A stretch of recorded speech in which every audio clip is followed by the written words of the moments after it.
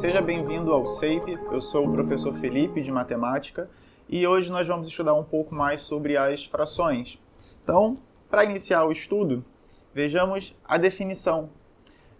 Se a gente parar para pensar que normalmente quantificamos coisas como coisas inteiras, né, utilizando dos números naturais, a gente passa a perceber que nem sempre é possível a gente quantificar tudo, afinal de contas nem tudo está inteiro. E aí vem a necessidade dos números fracionados. Então veja que o exemplo que vai nos ajudar a definir. O exemplo diz o seguinte: imagine uma pizza que foi cortada aqui em 7 fatias, tá?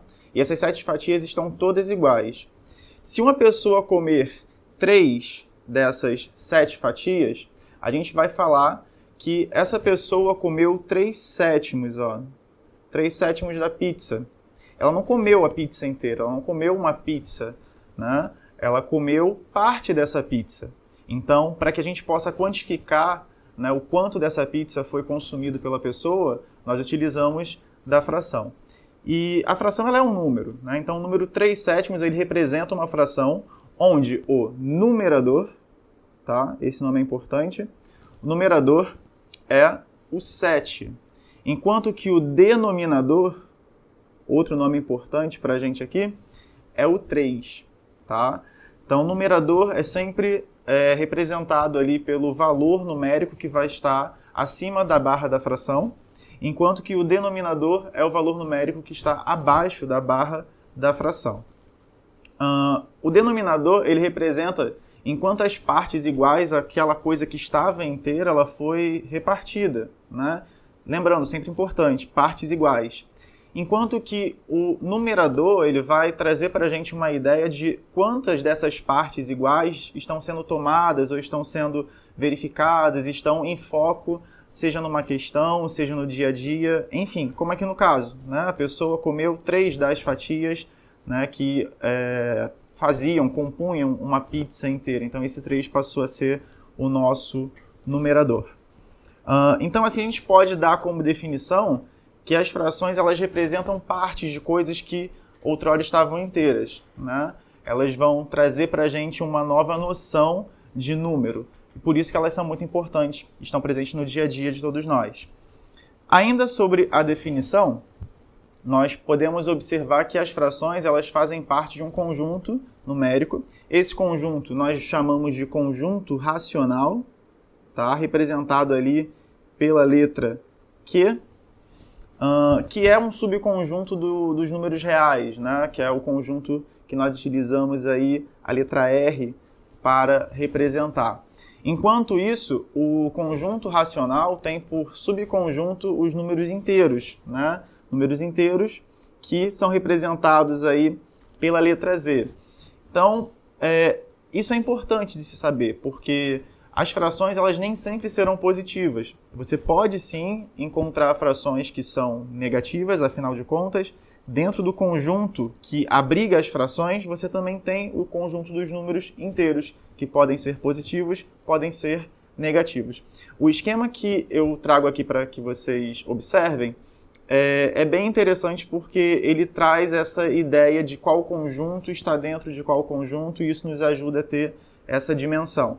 Repara que aqui, ó, o conjunto dos inteiros, que é esse daqui, ó, ele está dentro do conjunto racional, que é esse daqui. Então, de fato, sim, eu posso ter uma fração como a descrita ali, né? -5/4. Isso é uma fração, ela ainda é racional e ela é negativa, tá?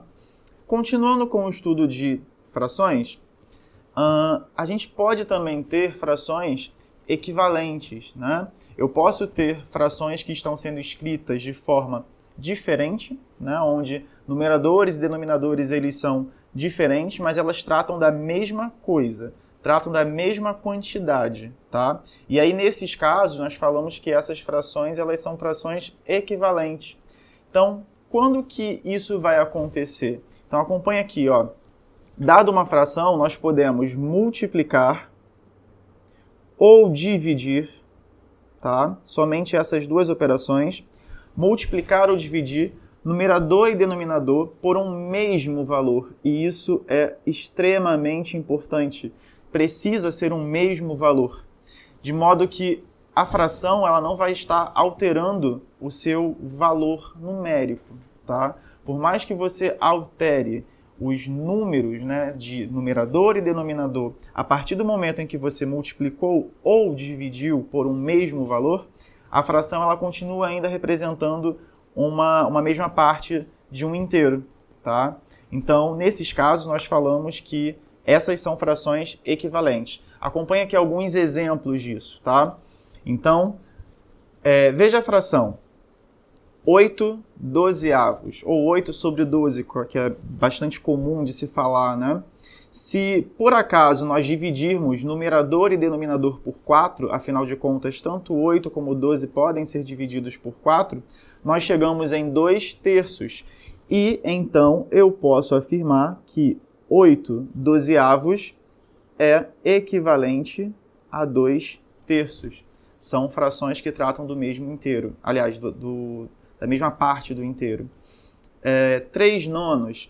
3/9 eu posso dividir tanto o 3 como o 9 por 3. Né?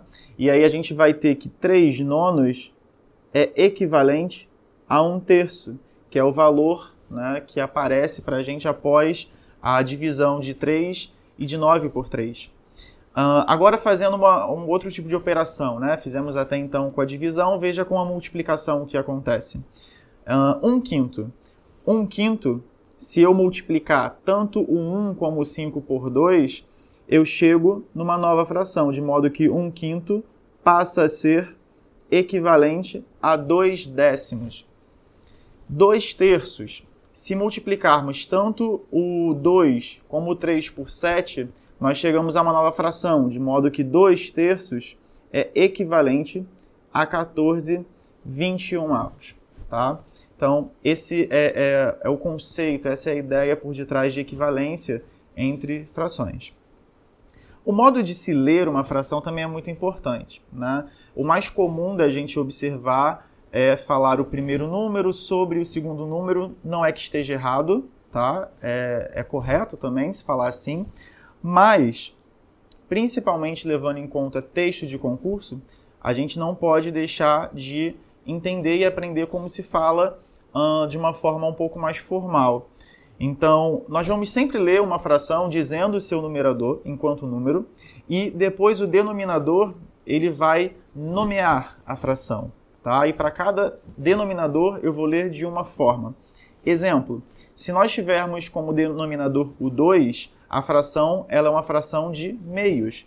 Exemplo, se eu tenho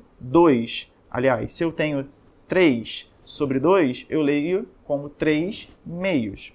Tá?